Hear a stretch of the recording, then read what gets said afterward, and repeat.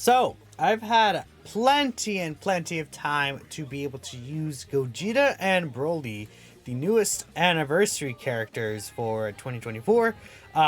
Both very powerful characters, and of course, they do both fit what I would consider would be the top 10 LRs in the game. So, we're going to go ahead and make a tier list, and also, Broly Trio actually got their details yesterday. I tried them out for a bit, and I got a pretty decent understanding what they're going to do. So I'm just going to throw them on this list anyways, based on their details and how good I think they are personally right now. And I do actually think they also fit the list, which is pretty cool to see. But without further ado, let's just really hop into it since there are a couple of changes to this list compared to last time. We'll start off with number 10. Now, this one I'm having difficulty choosing, but I think what I'm going to do is I'm going to put Fusion Zamasu at 10. It was between these two, the Blue Goku Vegeta and the Fusion Zamasu. I think that they both got help during this worldwide, during this anniversary so far. Goku and Vegeta getting Realm of God's enemies, pretty good. You may think that Gogeta may make it hard to get Vegito out, but unless you fuse with Gogeta on, or you transform with Gogeta on turn 4, which might not happen unless you're floating him off rotation, you transform him on turn 5.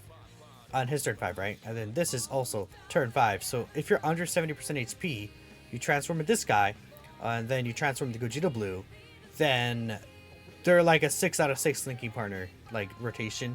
This character has potentially like the strongest leader skill in the game even now. Just like the amount of characters that are on this team is insane, and them being a perfect summon character. But I think I do like Fusion Zamasu's performance on the Super Bosses team. Like, I don't know. This team is so good for Fusion Zamasu. Get him with Ejo Zamasu, and just works really well together. And then obviously we have the new Golden Frieza as well. Broly's is really good. Broly Trio's added to this team. If we get a Part 2 Cell Maximin, I don't know. And then another thing about this is that Zamasu's domain actually has more value. Even though it's the same condition as Vegito's, this domain does not only increase extreme class allies by 3 key for the 5 turns, but he also does increase damage to superclass enemies by 30%, which is pretty huge. And we are getting a lot of difficult superclass enemies. We have, again, even with the domain, the Beerus fight, being able to get potentially infinite Zamasu out on the Beerus fight is so good because that nullifies the round skill. And I think him having this domain against his superclass enemy is very important, because we could very well get like a territory skill enemy, territory / round skill, right? We can get an enemy for that in the blue zone. I'll just call it the blue zone. I think it's Spring Battle Spectacle. And then this guy obviously is really good in those stages. I think even more so than the Goku and Vegeta. I'm going to give it to Zamasu. But I think it's close. I think you could. I might just do. I don't know. I could just do this. I guess I think it's pretty close between the two, as of this point currently. But I think I would have Zamasu have the slight edge. So I'm probably just gonna go ahead and do this, right? That's what I'm thinking right now. But let me know what you guys are thinking about that. This one I actually just had to think about it a little bit, but I am definitely thinking Zamasu here. Now, at our number 9 spots, we do have Broly Trio. Yes, so they actually do fit the number 9 spot. Oopsie, okay, let me fix that. So Broly Trio, the details actually aren't on here, so we're gonna have to bring up the Dokkan info site. But they're insane. They're a crazy cracked unit. Actually, yeah, I would say they're better than Fusion Zamasu in my opinion. This character, I mean, the fact that they can just get guaranteed dodge is so stupid. Their stats get really high. They're providing super good support. 15% attack and defense 2 key with the Rainbow Key Sphere. Then they can give an additional 2 key in either 39% attack or defense. That'll make the attack or defense shoot up to what? That is 54% attack or defense, which is crazy. Very key consistent 2 key per key sphere obtains. If you give them physical orbs, they could get a pretty good nuking turn. 100% attack and defense on super. Like, this character is like routinely getting like even 800k defense range, and then they could potentially get guaranteed dodge even on top of that, which I guess wouldn't really matter if what the defense stat is, but they still at least have the high chance to dodge. They gave this guy high chance to dodge still, which if you don't get the 7 orbs, they still have the high chance to dodge, like obviously, right? So that's going to be really good for them survivability wise. They have like this new full heal in their back pocket. If you fall under 39% HP, you are able to create all the key spheres, 2 physical key spheres. That is once only. It doesn't show that it's once only here, but we can go ahead and take a look here at the Dokkan wiki here, that it is indeed, or let's go, yeah, this is another Dokkan wiki, right? It is indeed once only, right? But them having that ability and then just nuking the enemy, I think is so powerful. And what this character is doing for teams is just crazy. The only issue, they're not on that many teams, but they'll be good at move bosses, super bosses, power wishes. Those are 3 good teams, I would say. Yeah, big bad bosses, which is really nice. This character is kind of crazy. I really like this Broly, Chile, and Lemo unit. I think they did a really good job with their EZA, so I'm gonna put them here for now.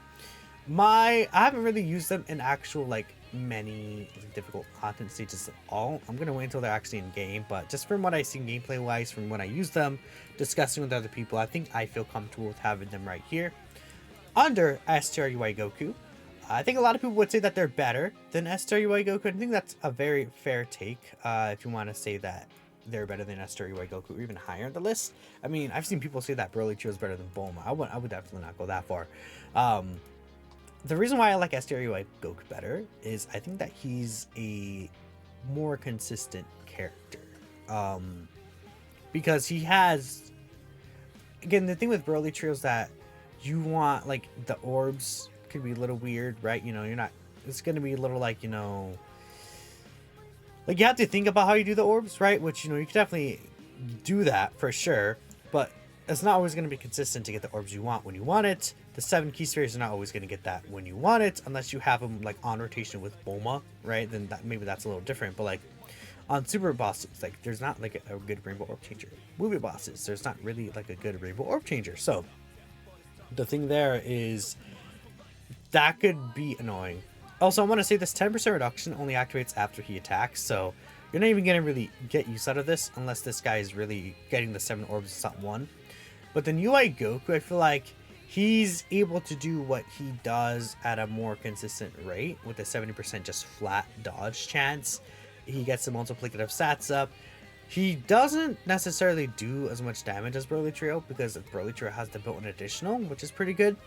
But this guy having the built-in crit, I think helps subside that a little bit because Broly Trio, obviously they themselves don't have crit.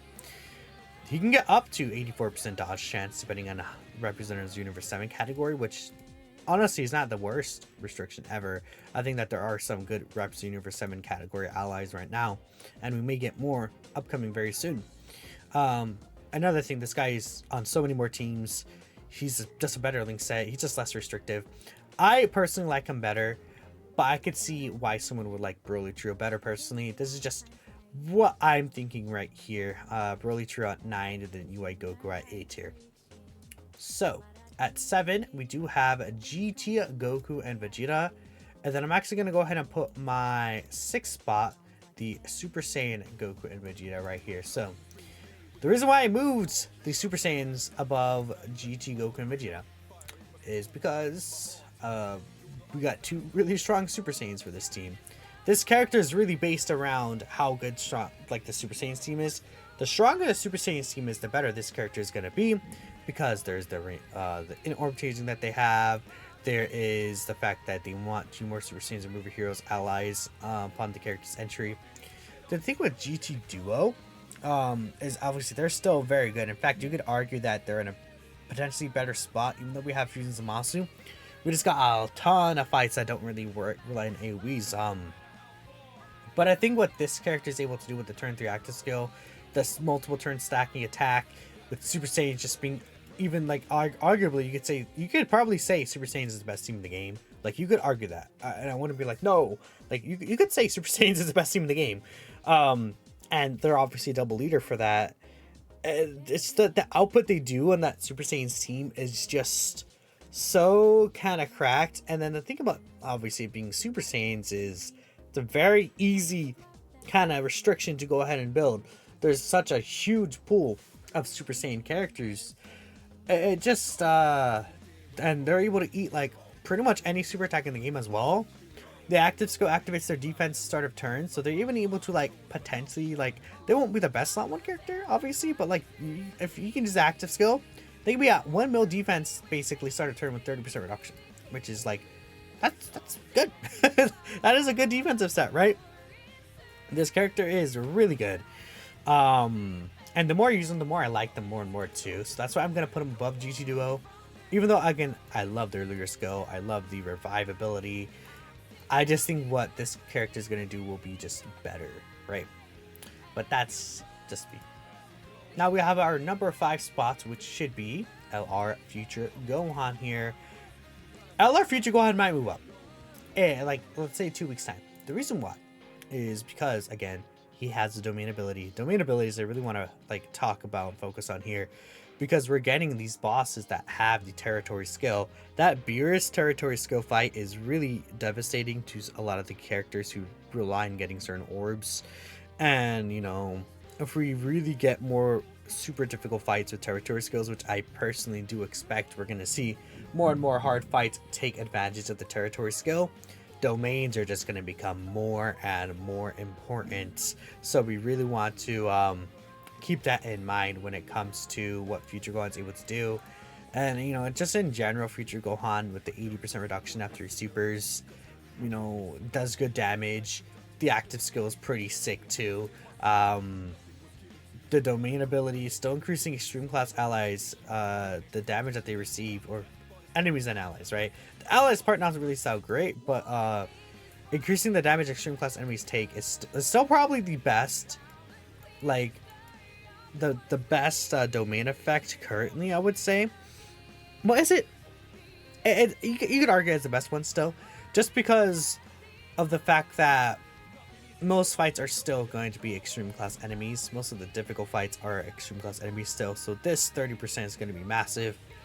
We'll see how things play out though, but I like what this guy is doing a lot, right?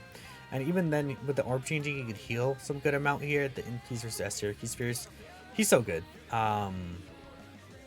I love this character. He's just like such an easy, good non-restriction character to use. Truly amazing. I do have Bulma here, and again, I actually think that with domains in play, I might even move Future Gohan above Bulma, is what I'm thinking in the future. I don't think I have to explain Bulma. She's like the ultimate mega support unit. She's just different. She's just so good. If you're able to get to turn 7 to get this, like, she wins the game for you pretty much, right? She just helps so much on like Power Wishes, you know, Dragon Ball Seekers, no, not, I mean the DB Saga team, Earthbird Fighters. Like, those are just crazy teams. DB Saga maybe not as good anymore, but like Earthbird Fighters Power, which is still very powerful. I do wish she was able to be on more teams though, but that's really it. This Bulma is just super mega cracked, and that's why, again, man, I'm gonna wait still. I'm still wait, but I was letting all know, if you do this, I won't be like, oh, you're crazy. We'll see how really important domains get. Now, this is gonna be the top 3 here, and I'm gonna say my number 3 is Piccolo. I think LR Orange Piccolo is at number 3. I do like both Anniversary LRs better than him, is what I did decide.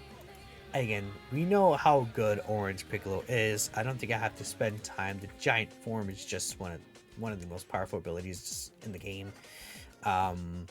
However, there again is caveats with the round skill. The giant form isn't really able to disable that, so you want to keep that in mind and how that's going to affect with round skills in the future.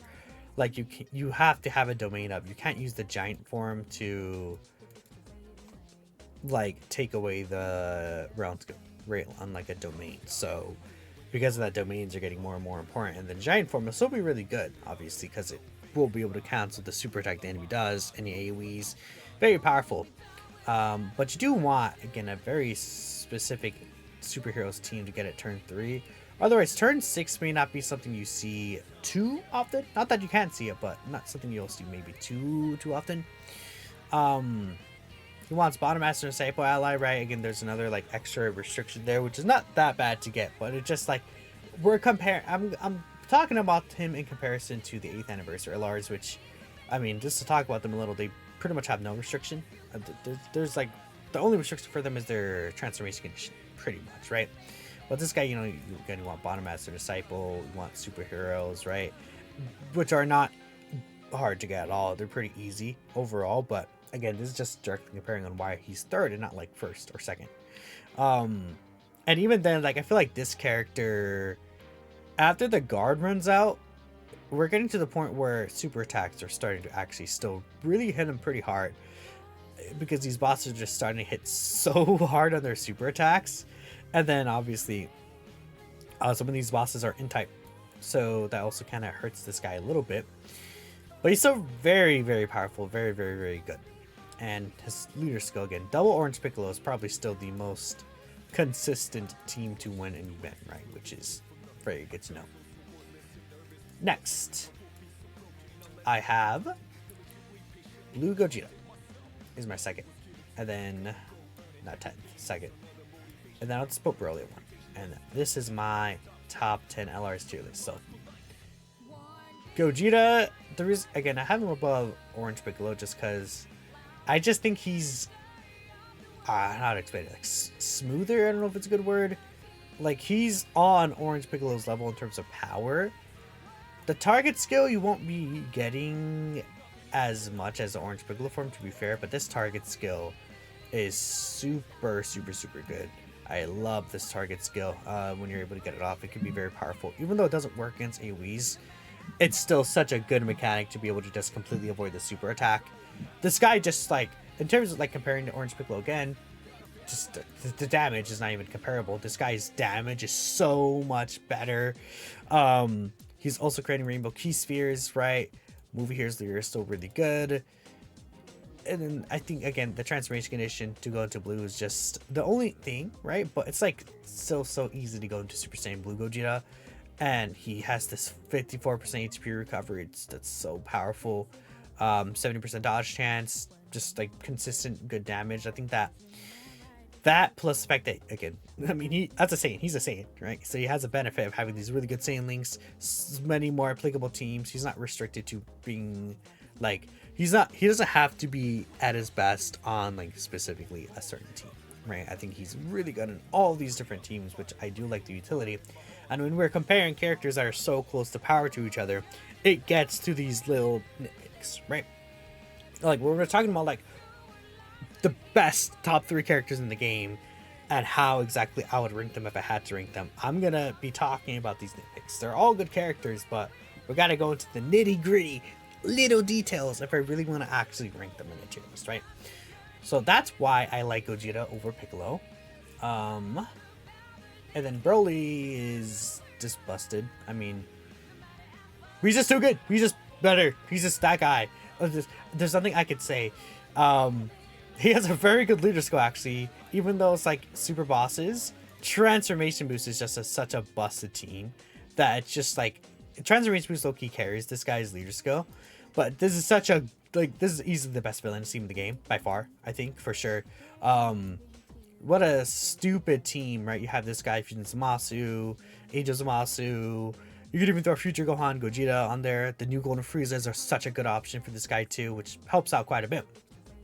I mean, after he supers, like, he has this ability that activates for the 4 turns, but, like, he's guarding, and then after he super attacks, he's like Gogeta is like over a million defense after he supers with guard, right?